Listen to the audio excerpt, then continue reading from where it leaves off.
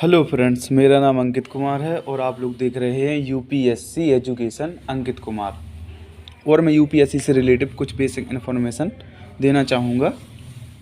और मैंने देखा है कई लोग वक्त तैयारी करते हैं यूपीएससी की, दिल्ली में भी करते हैं और इलाहाबाद में भी करते हैं। सिलेबस के बारे में मैं इसमें बताना चाहूँगा कि क्या क्या स्टेजें रहती हैं और कितने नंबर का पेपर आता है, कौन कौन सा पेपर आता है, कितने टाइम में पेपर होता है।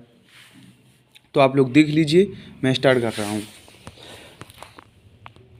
यूपीएससी सिलेबस 2024, मेरा टारगेट 24 का है। तो इसमें कितनी स्टेजें रहती हैं और क्या क्या रहती हैं ये देख लीजिए आप लोग। तो सबसे पहली स्टेज, इसके बाद अपना प्रीलिम्स आ जाता है, फिर अपना मेंस आ जाता है, फिर अपनी पर्सनालिटी। यानी ये अपनी तीन स्टेजों में अपना यूपीएससी क्लियर होता है। सबसे पहले प्रीलिम्स। प्रीलिम्स में फर्स्ट पेपर अपना GK and GS 100 question 200 marks यानी 2 घंटे का रहता है, जो पहला पेपर होता है। पेपर नंबर सेकंड आ जाता है सी सेट का, जिसमें 100 क्वेश्चन ही आते हैं और 200 मार्क्स के 2 घंटे रहते हैं। 80 क्वेश्चन मैंने इसमें इसीलिए लिखे हैं क्वालिफाइंग करने के लिए। अगर लगभग इतने नंबर आ जाते हैं 80% तो अच्छे से बैठ जाओगे मेंस में। ये दोनों पेपर अपन लोगों को हल करने होते हैं मेंस में बैठने के लिए। क्वालिफाइंग पेपर यानी इन दोनों पेपर में एवरेज मार्क 33% यानी 66 मार्क्स होंगे तो चल जाता है पेपर, कोई दिक्कत नहीं पड़ती। अपना आप मेंस आ जाता है। मेंस में क्वालिफाइंग पेपर, जो पेपर 8 और 9 होता है उसको क्वालिफाइंग पेपर बोलते हैं। 300 मार्क्स के होते हैं और क्वालिफाइंग करने के लिए 25% नंबर चाहिए। जो 8 और 9 यानी 75 मार्क्स चाहिए। 25% का मतलब 75 मार्क्स दोनों पेपर में, 8 और 9। इसके मार्क्स मेंस में ऐड नहीं होते, जुड़ते नहीं हैं। मतलब अपना ऐसे आ जाता है, यानी फर्स्ट पेपर निबंध ऐसे 200 मार्क्स का होता है। इसमें भी 2 घंटे का समय मिलता है। फिर अपने जीके एंड जीएस आ जाते हैं, जो 4 पेपर होते हैं, दूसरा, तीसरा, चौथा, पाँचवा, जो 250 मार्क्स के यानी टोटल 1000 मार्क्स का होता है अपना जीके एंड जीएस।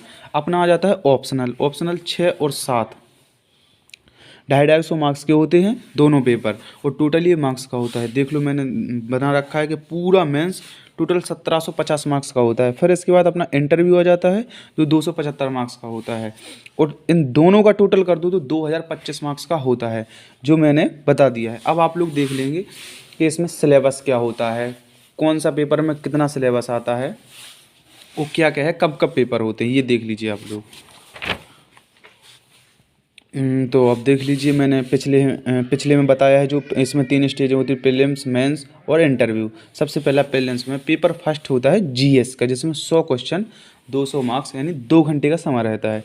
तो इसमें हमने पॉइंट वाइज लिख रखा है, बहुत ढूंढा तब जाके ये मिला, मैंने लिख लिया है। आप लोग भी अगर अच्छा लगे तो लिख लीजिए और देख लीजिए, समझ लीजिए। तो फर्स्ट पॉइंट में है राष्ट्रीय और अंतर्राष्ट्रीय महत्व की सामायिक घटनाएं। सेकंड पॉइंट में भारत का इतिहास और भारतीय राष्ट्रीय आंदोलन। थर्ड पॉइंट में है अपना भारतीय एवं विश्व का भूगोल, भारत एवं विश्व का प्राकृतिक, सामाजिक, आर्थिक भूगोल।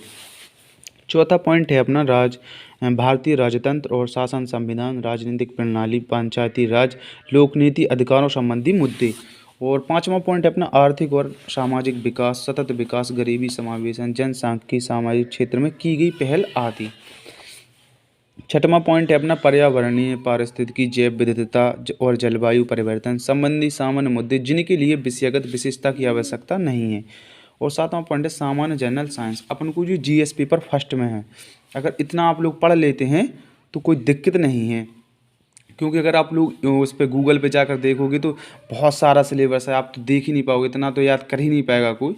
हाँ, वैसे कोई जो पढ़ने वाला है वो तो सब कर लेते हैं, लेकिन मैंने शॉर्ट फॉर्म में लिख रखा है कि इतना अगर हो जाता है तो कोई दिक्कत नहीं है। अपना सी सेट का पेपर आ जाता है, इसमें भी सी सेट दूसरा पेपर अपना सी सेट का होता है, 200 मार्क्स का होता है, 100 क्वेश्चन है, इसमें 2 घंटे रहते हैं।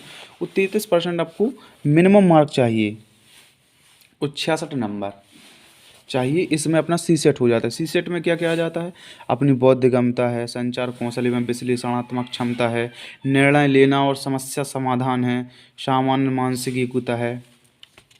और इसके आगे देख लीजिए, आधारभूत संख्यामान और संख्याएं और उनके संबंध, विस्तार, क्रम आदि।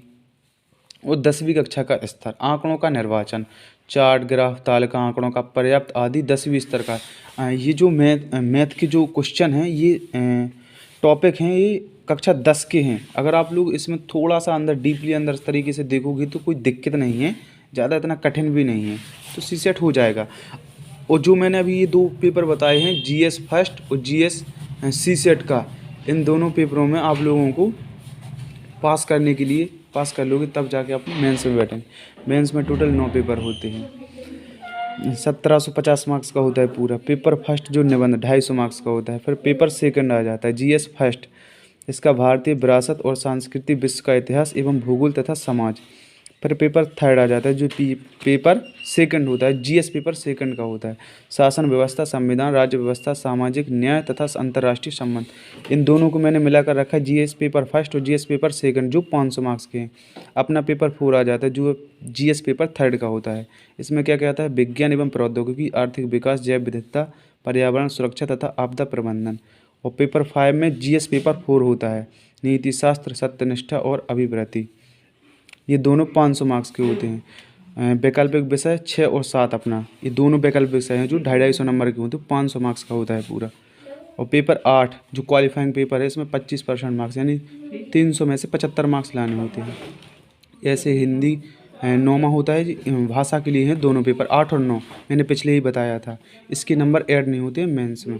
क्वालिफाइंग के लिए 25% मार्क्स और 75 मार्क्स चाहिए। और इसका टोटल मेंस का 1750 और जो इंटरव्यू यानी साक्षात्कार जो 275 मार्क्स का होता है। देख लीजिए फ्रेंड, मैंने आपको सब बता दिया है और आप लोग समझ लीजिए और देख लीजिए, और जो अच्छा लगे तो सब्सक्राइब एंड कमेंट कीजिए। Thank you all of you.